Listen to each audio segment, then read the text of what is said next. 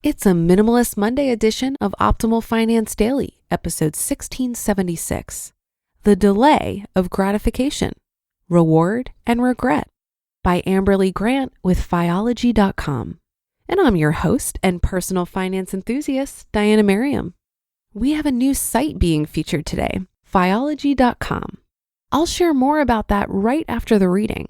But for now, let's get right to it and start optimizing your life. The Delay of Gratification, Reward and Regret by Amberly Grant with Fiology.com. The delay of gratification is essential to success. But what happens if we delay gratification for too long or too often? You've heard of the Stanford marshmallow experiment. Put a marshmallow in front of a child and tell them that they will get 2 if they don't eat it for 15 minutes. Some eat it, some don't. The intent of the test is to identify the ability to resist temptation and delay pleasure. The results indicate those able to delay gratification have greater success in life. However, metrics of success aren't indicators for how happy you are or if you're ultimately fulfilled. What does delay of gratification mean?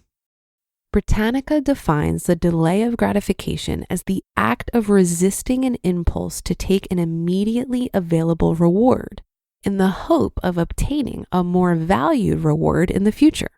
The ability to delay gratification is essential to self-regulation or self-control. It's true that delayed gratification can serve you well throughout life.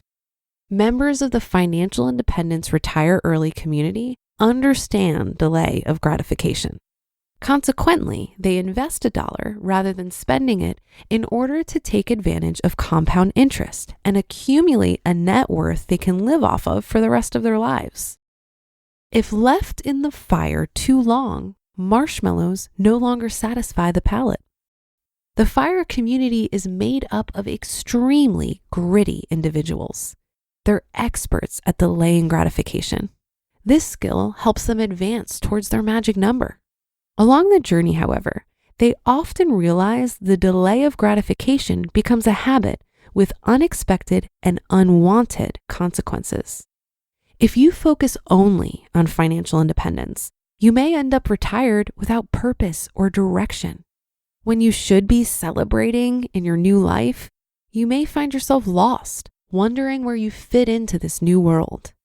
It turns out that when you spend a majority of your adult life resisting temptation and pushing aside experiences, you're left with a life that has prioritized only your future financial well-being and very little else. In our pursuit of FIRE, we need to learn to find ourselves outside of work and spreadsheets. We need to cultivate relationships, adventure, and learn to be comfortable spending money on the things we love, even if it delays our FIRE goals. This will reduce the likelihood that you'll have trouble spending money as you move from the accumulation phase to the drawdown phase.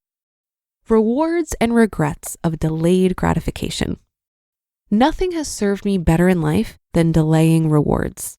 Haircuts, hobbies, makeup, and a few all-inclusive vacations have been resisted.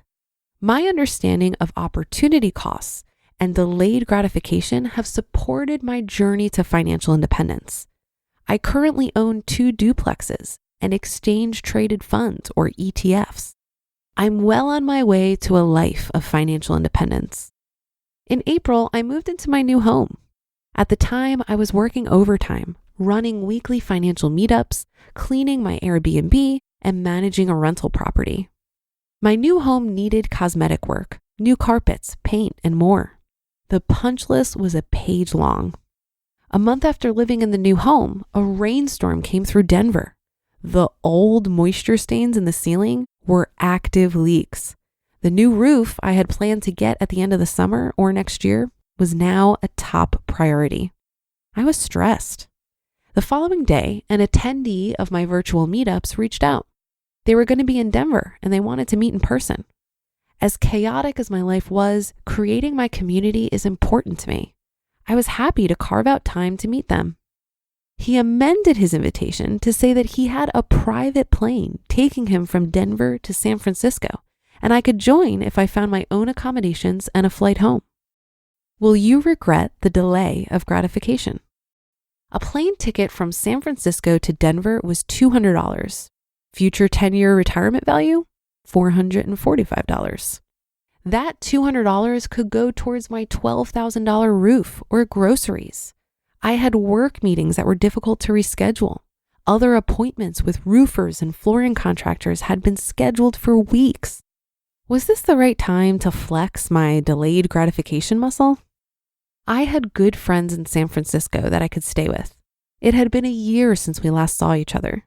If I said no, this unique experience would not be available again. More importantly, if I said no, I would start the shaky road of giving up a part of me that loves to say yes to adventure. My sense of adventure took me around the world. It persuaded me to move from Canada to the US. It represents the part of me that believes things will always work out. I couldn't betray that now. So I said yes. Honoring this part of myself led to cultivating a new friendship and seeing old friends. It was a fabulous 24 hours in San Francisco before a flight returned me to the responsibilities of my life. If I say no to opportunities as rewarding as this, I wouldn't be supporting my true self. The financial independence journey is about learning how to live the life you want, not about racing to a magic bank account balance. Delayed gratification does not mean delayed joy. Delayed gratification is a tool we use to check ourselves on impulsive, materialistic, or destructive non-essentials. It can support our hobbies, relationships, and creative endeavors. Are you missing out on relationships, adventure, and hobbies that fulfill you? Quote, spend extravagantly on the things you love and cut costs mercilessly on the things you don't. End quote. How can you live by Ramit's philosophy? Number 1, make a list of priorities. Friends, food, art, fashion, whatever it is that makes your heart sing. Number 2, budget to spend on those priorities. And number 3, align your current life activities to match the person you envision yourself to be when you retire. For me, this looks like potlucks and happy hours with friends, slow traveling the world, and saying yes to adventures. I enjoy walks, singing lessons, and haircuts by one specific stylist in Vancouver, Canada. If your current employment prohibits you from partaking in your priorities, develop an exit strategy. Find an employer that will allow you to carve out the time you need to live now and delay less gratification. The delay of gratification comes with many more advantages than disadvantages. But don't make the mistake of placing too much emphasis on delaying enjoyment. Maximizing what makes you happy now and hitting your goal of financial independence are not mutually exclusive priorities. You just listened to the post titled The Delay of Gratification, Reward and Regret by Amberly Grant with Fiology.com. A big thank you to Kraken for their support. If you're interested in investing in cryptocurrencies but aren't sure where to get started, check out the Kraken app. With Kraken, you can buy and sell over 50 of the most popular cryptos like Bitcoin, Dogecoin, and Ethereum on the go 24/7. It's super easy to get started. Just download the app, create your account, and you'll be investing in minutes. One of the coolest things about buying crypto through Kraken is that you don't need a lot of money to try it out. So even if a Bitcoin is worth something like $40,000, you can buy as little as $10 worth on Kraken to get your feet wet. Find out for yourself why Kraken has been one of the highest rated places to buy crypto for the last 10 years. Visit kraken.com/OFD now to learn more, or search for Kraken in the App Store.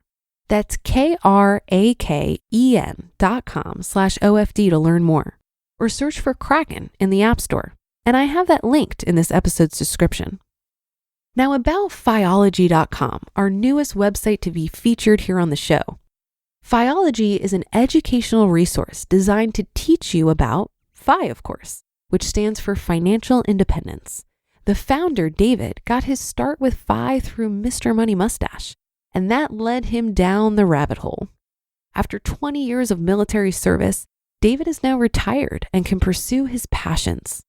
Come by Fiology.com for a lot more, and I have that linked in this episode's description. This article reminded me of an Ayn Rand quote that you may have heard me reference on this show before. She says, quote, "Money is only a tool. It will take you wherever you wish, but it will not replace you as the driver," end quote. When we get overly fixated on financial goals or reaching our FI number, it's easy to lose sight of why we're pursuing FI in the first place. Financial freedom can create the space and resources we need for the stuff that really makes us happy, like fulfilling relationships, full autonomy over our time, and the ability to create what we want to see in the world. But when the tool starts to look like the end goal, things can get a bit confusing. I did an interview recently where I was asked how I thought the COVID pandemic affected the FIRE movement. And I responded that I thought it simultaneously strengthened our resolve to be our own safety nets, but also showed us that life is short and we might not have the options we thought we'd have in the future.